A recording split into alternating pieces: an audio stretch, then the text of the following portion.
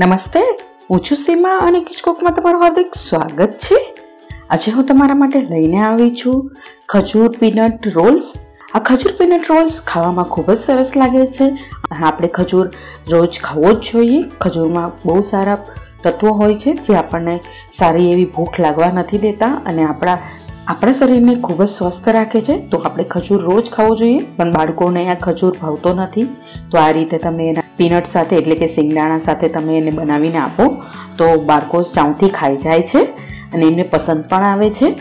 સાથે સાથે આમાં કોઈ પણ સુગરનો યુઝ નથી કર્યો અને ખજૂર હોય તે નેચરલ સુગર હોય છે તેમાં, તો તમે આ ડાયાબિટીસવાળા પેશન્ટ હોય તેમને પણ આપી શકો છો, તે પણ ખાઈ શકે છે। અને જો તમે ડાયટિંગ કરતા હોય તો તમારે આ જરૂર ખાવું જોઈએ, કેમ કે તેમાંથી આપણને એનર્જી મળે છે। તો તમે આરામથી થોડુંક ઓછું ખાતા હોય તો તમે આ ખજૂરના રોલ ખાઓ તો તમને ભૂખ ઓછી લાગે છે તેના માટે। તો ચાલો જલ્દીથી સ્ટાર્ટ કરીએ આજની આ રેસિપી।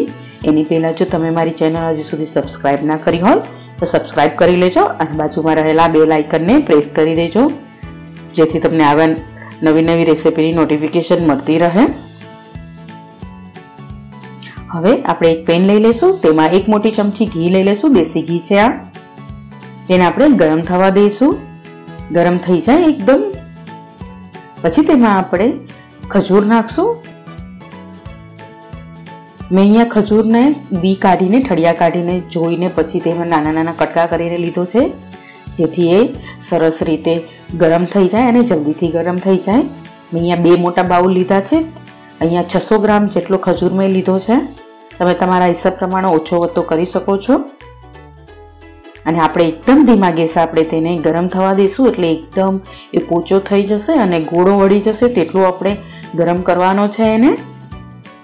આમાં આપણને 5 થી 7 મિનિટ જેટલો ટાઈમ લાગશે, કેમ કે ધીમા ગેસે જ કરવું છે। તમે ફાસ્ટ ગેસે કરશો તો થઈ તો જશે જલ્દી એ, પણ શું થશે કે ખજૂર જલ્દી ગરમ થાય તો પછી એ હાર્ડ થઈ જાય, તો તમે એ ઠંડો થાય ત્યારે ચાવો તો તમને એ કડક લાગે, એટલે બને તેટલો ધીમા ગેસ ઉપર કરવું। ખાલી 5 થી 7 મિનિટ થશે, વધારે ટાઈમ નહીં જાય। આ જો થોડો ગોળો વળવા માંડ્યો છે, પણ હજુ એની કણી અંદર છે, એટલે આપણે એકદમ લોટ જેવો થઈ જાય ત્યાં સુધી આપણે એને ગરમ કરીશું। આમાં હજી કણી છે।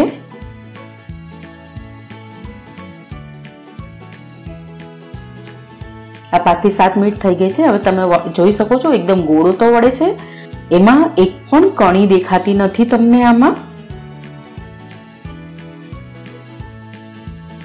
એક રસ થઈ ગયો છે, તો હવે આપણે ગેસની ફ્લેમ બંધ કરી દઈશું અને આપણે આવી રીતે પોળું કરીને એને ઠંડુ થવા દઈશું। તમે ઈચ્છો તો એક પ્લેટમાં કાઢીને તેને પણ ઠંડુ થવા દઈ શકો છો। હું આમ જ ઠંડુ થવા દઈશ, પછી એને એક બોલમાં કાઢી લઈશ। હવે મેં અહીંયા અડધો કપ સિંગદાણા લીધા છે। મેં અહીંયા સૂર્ય કુકરમાં એને શેકીને પછી તેના ફોતરા ઉતારી લીધા છે। તમે અહીંયા ફોતરા ઉતારેલા સિંગદાણા લઈ શકો છો, ને જો એ ના લેવા હોય ને જલ્દી હોય તો તમે પહેલા સિંગદાણા પણ લઈ શકો છો, ને તેનો આપણે કરકરો પાવડર કરી લેશું। મેં અહીંયા કરકરો પાવડર એનો કરી લીધો છે, તમે પણ મિક્સરમાં કરકરો પાવડર આવી રીતે કરી લેજો। હવે અહીંયા ખજૂર પણ તૈયાર છે, આપણો ઠંડો થઈ ગયો છે, આપણે હાથેથી અડી શકીએ એટલો ઠંડો થવા દેવો। હવે બંને રેડી છે, તો આપણે એને સાઈડમાં મૂકી દઈશું। એક પ્લેટ લઈ લઈશું। અહીંયા હું તમને 3 રીતથી બતાવીશ ગોળા રોલ કેવી રીતે બનાવવા। અહીંયા પહેલી રીતથી આપણે હાથેથી જ આવી રીતના લંબગોળ શેપ આપણે આપી દઈશું અને તેને પીનટનો જે પાવડર આપણે કરકરો બનાવ્યો તેમાં રોલ કરી લેશું। તમે ઈચ્છો તો એકદમ પાવડર પણ પીનટનો કરી શકો છો। આવી રીતે જ આપણે લંબગોળિયા ગોળ બનાવીને આવી રીતે હાથેથી ગોળ વાળીને પછી થોડોક હાથેથી પ્રેસ કરો આવો લાંબો, એટલે થઈ જાય રોલ જેવું, ને તેને આપણે આમાં રોલ કરતા જશું, એટલે સારી રીતે પીનટ પણ ઉપર ચીટકી જાય, દેખાવમાં પણ સરસ લાગે, તો છોકરાઓ ફટાફટ ખાઈ જાય આવી રીતે। એટલે આપણે ઉપરથી એને ગાર્નિશિંગ કરીશું। થોડુંક પ્રેસ કરી દઈએ એટલે એ અંદર ચોટી જાય, તો એ પછી ખરી ના જાય એટલે।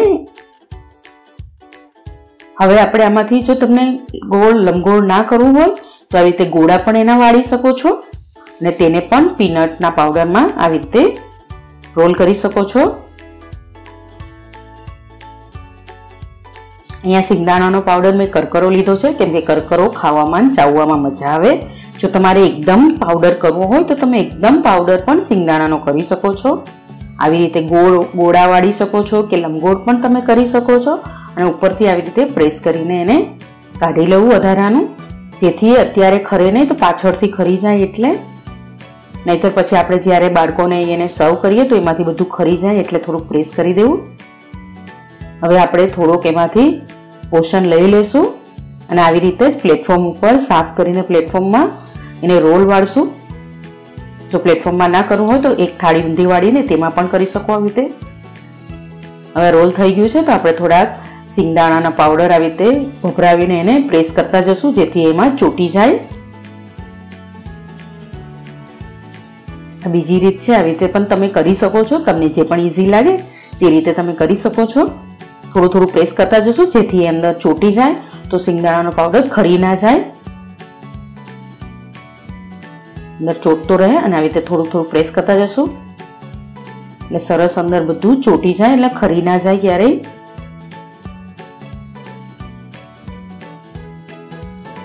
હવે રોલ તૈયાર છે તો આપણે એના આગળનો ભાગ થોડોક કાટ કરી લેશું અને પછી આપણે જોઈએ એ પ્રમાણના સાઈઝના કટકા કરી લેશું. એમાંથી મેં અહીંયા બાઇટ સાઈઝના જ કટકા કર્યા છે, એટલે તમે એક વખતમાં તમે ખાઈ શકો. અહીંયા પહેલું ને છેલ્લું મેં થોડુંક કાઢી નાખ્યું છે. હવે થોડુંક હાથેથી આપણે પ્રેસ કરતા જશું અને એને લંબગોળ શેપ આપતા જશું.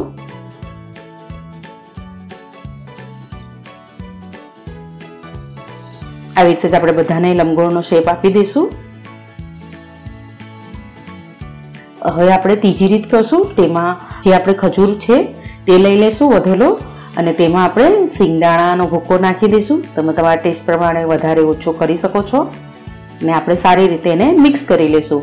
આ સૌથી ઈઝી રીત છે. આમાં બધું આપણે ગરમ હોય ત્યારે પણ તમે મિક્સ કરી શકો છો, પણ થોડુંક ઠંડુ થાય ત્યારે મિક્સ કરજો, કેમ કે પછી જો એ ચડી જશે સિંગદાણાનો પાવડર તો થોડોક પોચો પડી જશે.